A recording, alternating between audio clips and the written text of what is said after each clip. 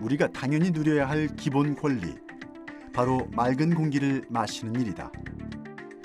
하지만 언제부턴가 푸른 하늘보다 잿빛 하늘을 보는 날들이 더 많아졌는데 겨울철이면 미세먼지는 더욱 심해지고 있다. 이 미세먼지를 줄여나가기 위해서는 산업계나 발전업계는 물론이지만 우리 일반 국민들의 노력도 필요합니다. 산업, 발전, 수송, 생활 부문 등 국가 발전과 국민 생활을 위해 이루어지는 다양한 활동으로 인해 각 분야에서 미세먼지가 발생하고 있다. 갈수록 심해지는 미세먼지는 국가 재난 수준으로까지 악화되고 있는데 과연 우리는 이대로 깨끗한 공기를 마실 수 없는 걸까?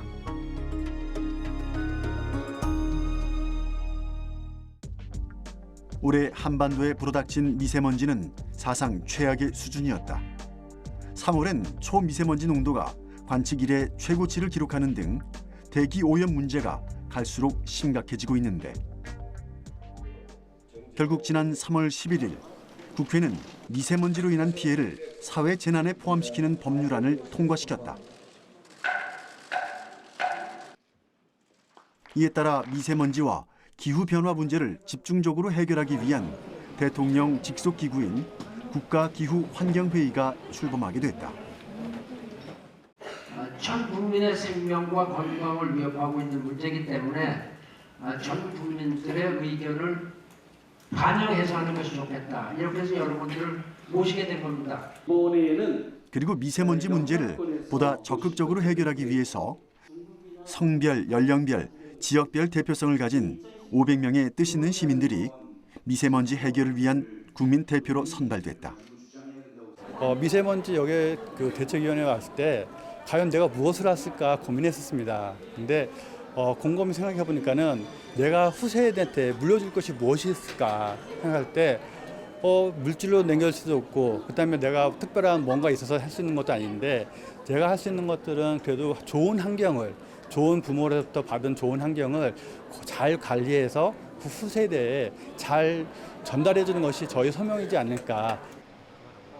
여러 차례 지역 토론회가 이루어지면서 국민들의 의견이 모아지고 점점 구체적인 해결 방법들이 나오기 시작했다.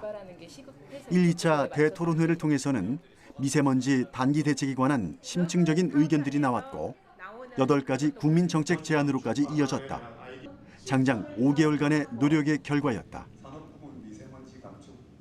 그간의 미세먼지 대책은 정부와 일부 전문가들이 중심이 돼서 만들었다면 이번에 국민정책 제안은 일반 국민을 대표하는 국민정책참여단이 직접 스스로 참여해서 만든 국민이 만든 정책이라는 점입니다. 국가기후환경회의는 지난 9월 27일 제4차 본회의를 열어 국민들이 제안한 정책들을 검토하고 최종안을 확정 지은 후 지난 9월 30일 기자회견을 통해 미세먼지 문제 해결을 위한 제1차 국민정책 제안을 발표했다.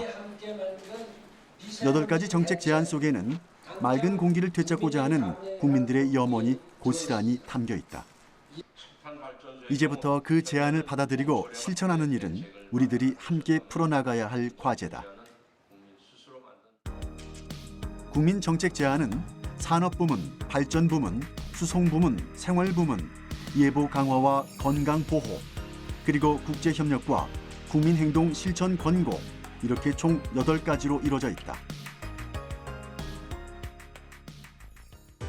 먼저 산업부문에선 산업단지 집중 감시와 전국 굴뚝 자동 측정망 배출 정보를 실시간 공개하는 정책들이 제안됐고 발전부문에선 전력 수요에 따라 최대 27곳의 석탄 발전소의 가동을 멈추는 고강도 대책이 발표됐다. 수송부문에선 노후 경유차 제한, 고농도 주간 차량 이부제 시행, 조기 폐차 촉진을 위한 방안이 마련됐으며 생활 부문에선 농촌 지역의 영농 소각을 단속하고 미세먼지 오염도가 높은 도로를 집중 관리하고 청소하기로 했다. 건강 보호 측면에선 미세먼지 안심 구역을 지정하고 보건용 마스크에 건강 보험을 적용하는 등의 방안이 마련된다. 국제 협력을 위해서는 한중 푸른 하늘 파트너십과 국제 모범 사례를 공유하는 정책이 제안됐으며 예보 강화 부문에선 현행 단기 예보 3일을 주간 예보 7일로 확대하고 미세먼지 농도와 성분 측정 결과를 실시간 공개하는 방법이 나왔다. 마지막으로 국민 개개인이 미세먼지를 줄이기 위한 5가지 실천과 나와 가족의 건강을 지키는 5가지 실천 등 국민 행동 10가지를 권고하는 방안도 마련됐다. 이렇게 해서 발표된 제1차 국민정책 제안. 그렇다면 지금 각각의 현장에선 이를 위해 어떤 노력들을 하고 있을까? 먼저 산업부문의 미세먼지 저감 조치가 어떻게 이루어지고 있는지 찾아가 봤다. 강원도 강릉에 위치한 한 석탄 발전소. 이른 아침부터 분주하게 장비를 챙기며 작업을 준비하는 사람들을 만날 수 있었다.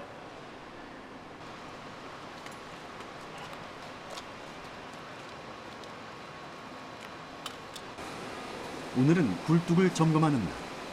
보통 한 달에 한 번은 굴뚝 수리와 점검을 위해 70m 높이의 굴뚝에 오른다고 한다. 굴뚝 위와 아래에서 동시에 이루어지는 작업. 안전장비를 단단히 착용하고 작업 준비를 시작한다. 저희가 오늘 하려는 작업은요, 굴뚝에서 배출되는 먼지 값들을 측정하기 위해서 사업장에서 설치해서 먼지를 항시 측정을 하고 있습니다. 그 값들은 저희 수도권 관제센터에 TMS 시스템으로 전송이 되고 있는데요. 그 값들이 정확하게 전송되고 있는지 저희가 가져온 측정 장비로 측정을 해서 상호 비교하는 작업을 하려고 합니다. 사업장에 부착된 굴뚝 자동 측정기가 제대로 작동하는지 잘 확인해야 올바른 미세먼지 저감 조치와 환경 정책을 세울 수 있다.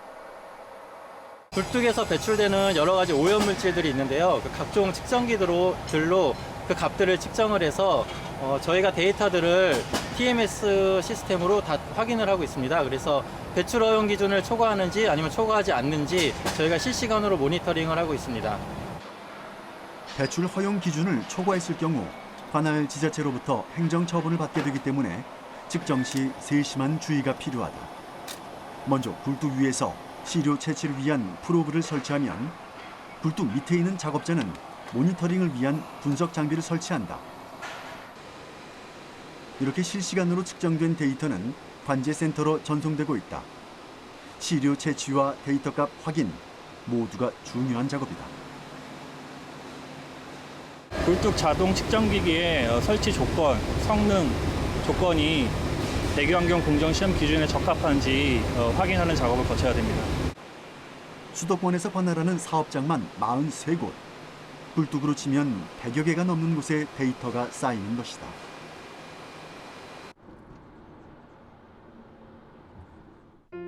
한국환경공단의 종합관제센터. 현장의 굴뚝 자동 측정기로부터 대기 오염 물질을 측정하면 전국의 626개 굴뚝에서 전송된 데이터를 모두 확인할 수 있는 곳이다. 가동 중지 상태인 걸로 보여집니다. GS 동해전력의 지금 TMS 전송 자료를 지금 확인해 보도록 하시죠. 대기 배출 1에서 3종 사업장 중에 굴뚝 자동 측정기가 부착된 사업장은 약 3.3%. 여기에서 나오는 대기 오염 물질 배출량이 전체 89%를 차지한다. 이는 앞으로 더욱 확대될 예정이다. 대기관리권역법이 이제 시행됨에 따라서 수도권에만 시행되던 대기 총량 관리제가 전국 대기관리권역으로 확대될 예정에 있어서 굴뚝 자동 측정기 부착 사업장은 앞으로 계속 확대될 예정에 있습니다. 국가기후환경회의에서 가장 중점적으로 규제하기로 한 것도 바로 이 부분. 기존 연단위 공개였던 측정 결과를 내년 4월부터는 실시간으로 공개하기로 했다. TMS 자료가 실시간으로 공개가 되게 되면 온 국민이 그 측정 자료를 모니터링할 수 있게 되는 것이고, 이에 따라서 사업장에서는 자발적으로 대기 오염 물질을 저감하는 그런 노력을 하게 되고, 그 대기 오염 물질 저감에 따라서 미세먼지도 감축될 것으로 예상됩니다. 국민의 생활과 건강을 위협하는 심각한 수준으로까지 발생하고 있는 미세먼지. 그 중에서도 많은 부분을 차지하고 있는 게 바로 자동차 배출가스다. 특히 노후된 경유 차량은 일반 차량에 비해 더욱 강력한 오염원이라고 하는데, 경유차에서 배출되는 미세먼지는 WHO에서 1군 발암물질로 지정할 만큼 우리 몸에 유해하다. 국가기후환경회의 대토론회에서도 이 부분이 집중 논의됐다. 경유차는 세계적인 추세가 지금 생산을 거의 유럽 쪽에서는 줄여가고 있는 추세인데, 우리나라에서는 오히려 지금 경유차 생산이 늘어나고 있는데, 그 부분은 다시 한번 생각해 봐야 될 문제지 않을까, 그렇게 생각하고 있습니다. 이런 수송 부문의 문제 해결을 위해선 지금 어떤 조치들이 시행되고 있을까? 경기도 일산의 한 폐차장. 이곳에서 미세먼지 배출량이 많은 경유 차량의 폐차가 진행되고 있었다. 최근 몇 년 사이 경유 차량을 줄이는 방안에 대해 관심이 높아지고 있는 추세. 최근 들어서 국내 대기질 환경이 극히 나빠지면서 정부에서도 뭐 저감 장치 부착 사업이라든지 아니면 이제 노후 차량 진입 금지 정책이라든지 이런 다양한 정부 시책들을 내놓고 있는데요. 그 일환으로서 이제 조기 폐차 사업도 지금 활성화되고 보급을 계속 확대하고 있는 추세라고 알고 있습니다. 노후 차량 제한 정책과 조기 폐차 사업으로 인해 경유 차량 폐차는 점점 늘어나고 있다. 전국에서 2014년 약 3만 대의 경유차가 폐차됐다면 2018년엔 12만 대로 4배 늘어났다. 올해만 약 2,500대 정도의 노후 경유차가 폐차됐다는 이곳. 막 폐차장으로 들어오는 차량 한 대를 만날 수 있었다.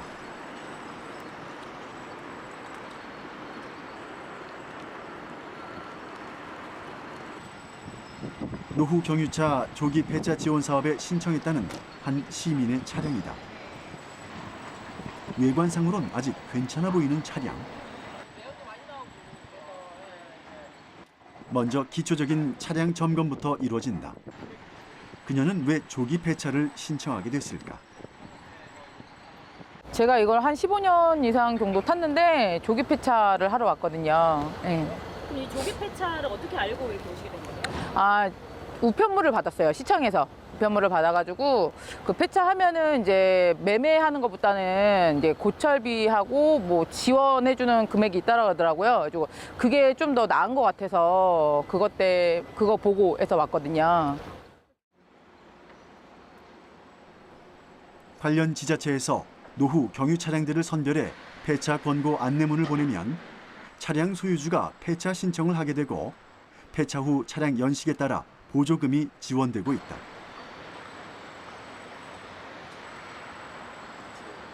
조기 폐차를 하면서 제가 금전적인 부분에 대해서도 크게 이득을 본 것도 있고, 제가 되게 아끼고 오래 끌었던 차량이거든요. 근데 이런 부분으로 있어서 환경 살리는 부분에 있어서 좀 도움이 된다는 게 저는 저로서 만족을 하는 것 같아요. 네.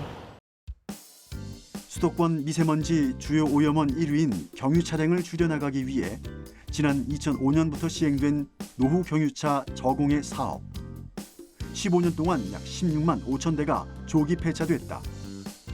올해만도 4만 대가 넘는 차량들이 폐차될 것으로 예상되는데, 이를 통한 미세먼지 저감 효과는 어느 정도일까? 노후 경유차 부분에서 발생하는 미세먼지가 물론 매년 다른데요. 저희가 16년도에 우리 서울연구원이라는 곳이 있어요. 여기서 연구한 걸 보면 전체적으로 25% 정도를 차지한다 이렇게 되어 있습니다. 발생량으로 따지면 2011년도에 이제 1,380여 톤, 1,400톤 정도 나오던 게 2011년도에는 이제 730톤 정도로 줄었으니까 이 사업을 통해서 이제 줄은 게 거의 절반 정도 줄었다 이렇게 볼 수가 있죠. 노후 경유 차량 운행 제한은 국제적으로도 강력하게 이루어지고 있는 조치.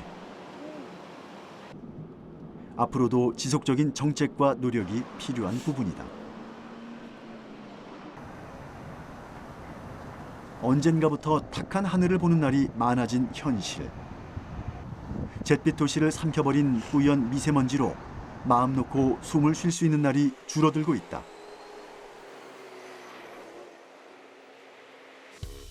난방이 많아지는 겨울철이면 하루가 멀다 하고 울리는 재난 문자에 국민들은 마음을 졸인다. 이를 개선하기 위해 예보 부문도 강화되는 방안이 추진된다.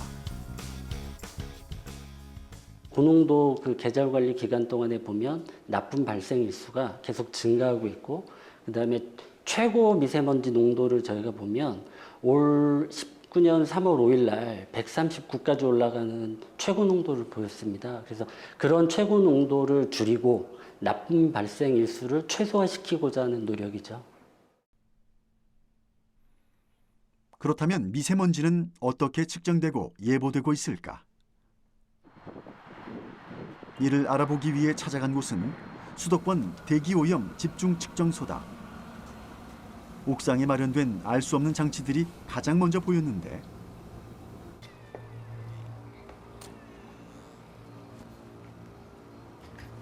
미세먼지의 농도와 성분을 수집하기 위해 마련된 장치라고 한다.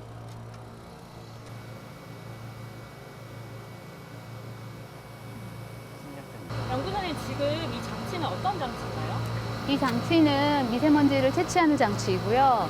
이제 미세먼지가 이쪽으로 들어가서 이 여지 위에 쌓이게 됩니다. 이 쌓인 여지를 실험실로 가져가서 분석을 수행하게 됩니다. 기본적으로는 24시간 동안 먼지를 채취하게 되어 있습니다.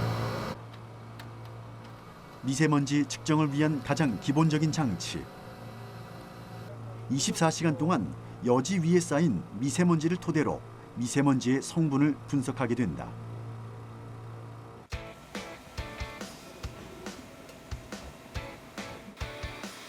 또한 미세먼지 농도 측정을 실시간으로 바로 할 수 있는 자동 장비도 있다.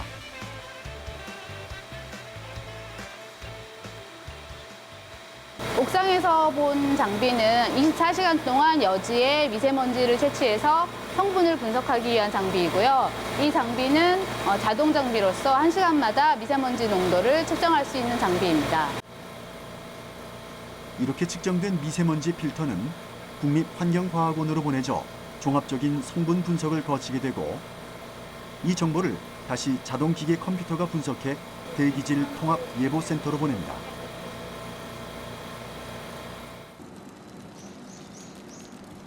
인천광역시 서구에 있는 대기질 통합 예보센터. 전국의 대기 오염물질 측정소에서 보낸 정보들을 토대로 국민의 건강과 미세먼지 저감 대책을 세우기 위한 기초 자료들을 만들고 있다. 또한 예측한 결과를 통해 재난 문자 발송도 하고 있다. 일단 현재 상황과 그다음에 컴퓨터에서 생산해낸 모델 결과 자료를 종합적으로 분석을 해서 최종적으로 예보관들이 판단을 해서 최종 예보 결과를 생산해내고 있습니다. 이렇게 해서 예측된 대기질이 미세먼지 예보 등급에 따라 국민들에게 예보되는 것이다. 기존엔 단기 예보 3일이었던 것이 앞으로 주간 예보 7일로 강화될 예정이다. 이렇게 미세먼지 예보가 이제 7일까지 확대가 되게 된다면은 그 고농도 미세먼지에 대한 사전 이제 정보를 좀 더 일찍 알 수 있기 때문에 뭐 야외 활동이라든가 이런 그 국민들께서 일상생활을 좀 계획하시는데 좀 더 도움이 되지 않을까 이렇게 기대하고 있습니다. 고농도 미세먼지에 선제적으로 대응하기 위해 마련된 조치. 12월부터는 국민 건강에 영향을 미칠 수 있는 미세먼지 구성 성분까지 실시간으로 공개되고 있다. 하지만 미세먼지 문제는 국내적인 대응만으론 한계가 있다는 게 국민과 전문가들 모두의 공통된 의견. 이를 국제적인 관점으로 바라보지 않으면 우리가 내놓은 해결책들은 일시적인 것으로 끝날지도 모른다. 이를 적극적으로 해결하기 위해 지난 11월 4일과 5일 2019 대기오염 및 기후변화 대응 국제포럼이 열렸다. 반기문 위원장을 비롯해 이낙연 국무총리와 리간지에 중국 생태환경부 장관 등 환경기후변화 분야의 세계 각국 고위 인사와 전문가 등 350명이 참석해 미세먼지와 기후변화 해법을 논의했다. 또한 대기오염과 기후변화, 에너지 분야의 통합적인 대책 마련과 다양한 대응 방안도 모색됐다. 대기오염과 기후 변화라는 것은 21세기의 최대 난제이며 온 국가와 온 인류가 모여서 협력하에 해결해야 할 문제이기 때문에 더욱이 국제 협력이 중요하게 됩니다. 따라서 이번에 우리 국가 기후환경회의가 지난 9월 말에 대정부 정책을 제안을 했습니다만 거기에 나온 것과 같이 파트너십 그리고 이제 국제 협력의 중요성 이런 것들에 입각을 해서 이번에 이런 국제 포럼을 제1차로 개최하게 됐습니다. 언론에 공개할 겁니다. 또한 대기오염 저감을 위한 모범 사례 공유와 파트너십 구축에 대한 필요성도 함께 논의됐다. 오늘 아침에 중국과 한국이 그 베스트 프랙티스 서로 아주 모범 사례들을 우리가 서로 공유하고 자동차도 이번 포럼을 통해 모든 참석자가 미래를 위한 파트너십 선언문에 서명하고 푸른 하늘 지키기에 다짐했다. 이 밖에도 미세먼지 저감 기술을 보유하고 있는 국내 기업들의 혁신적인 기술도 소개돼 보다 구체적인 해결책 마련의 의지를 보여주었다.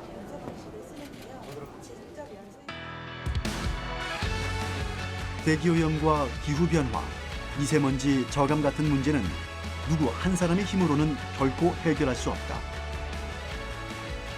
국민 한 사람 한 사람의 노력과 실질적으로 현장에서 이루어지고 있는 활동, 이를 뒷받침해줄 정부의 정책, 국제적인 협력까지 모두가 하나가 되어야만 이룰 수 있는 일이다. 이를 통해 다시 맑고 푸른 하늘과 깨끗한 공기를 마실 당연한 권리를 찾아야 할 것이다.